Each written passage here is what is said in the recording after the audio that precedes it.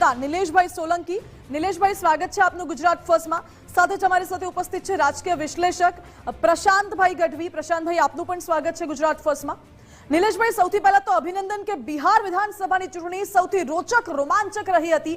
અનેક મુદ્દાઓ ચર્ચાયા હતા અને વિપક્ષે જે રીતે વોટ ચોરીથી લઈને તૃષ્ટિકરણ, ભ્રષ્ટાચારના આરોપ, જંગલ રાજના આરોપ લગાવ્યા હતા, પરંતુ જનતાએ તમામ વાતોને નકારી કાઢી છે। બેધ્યાન કરીને એનડીએને પ્રચંડ બહુમતી આપી છે।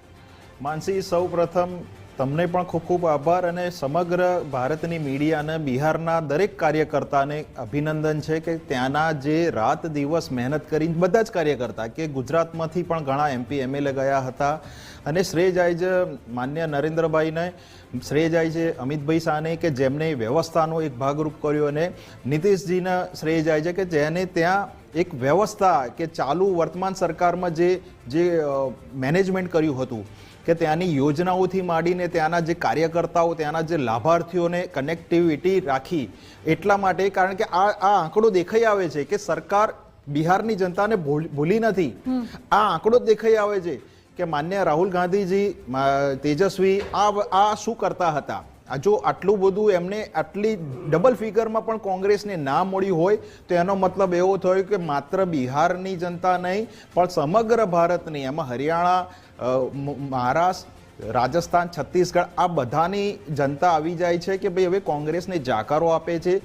કેટલા એવા હું આપને કહીશ કે માન્ય નરેન્દ્રભાઈના માતાશ્રી જે સ્વર્ગીય છે એમને પણ આમાં બાકાત નથી રાખ્યા, એ વાણી વિલાસ કર્યો અને આ બધું જ કેલ્ક્યુલેશન ટોટલ માર્યું માનસી, ત્યારે આ આંકડો ખબર પડી કે ભાઈ કોંગ્રેસ, આરજેડી, ત્યાં એમની જે વિપક્ષના ગઠબંધનવાળા છે એને જનતાએ તમાચો માર્યો છે અને એનું જે અપમાન વારંવાર કરવામાં આવ્યું હતું।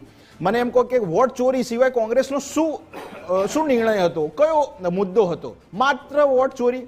તમે હરિયાણામાં માન્ય રાહુલ ગાંધીજીએ ઘણી પ્રેસ કોન્ફરન્સ કરી, એક હરિયાણાનું એક એવિડન્સ આપ્યું નથી।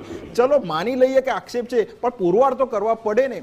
કોંગ્રેસના કાર્યકર્તાઓ સારા વ્યક્તિ કહી શકાય કે મહેનત કરતા હતા અને કદાચ હવે હું એમ કહું કે મનોમંથન, ચિંતન, દુનિયાભરના મનોમંથન કરવા જોઈએ અને કોંગ્રેસના કાર્યકર્તાને, કોંગ્રેસના નેતાઓને પ્રશિક્ષણ આપવું જોઈએ કારણ કે એ ખુરશી પરથી ઉતર્યા નથી, એસી ચેમ્બરમાંથી બહાર નથી નીકળ્યા।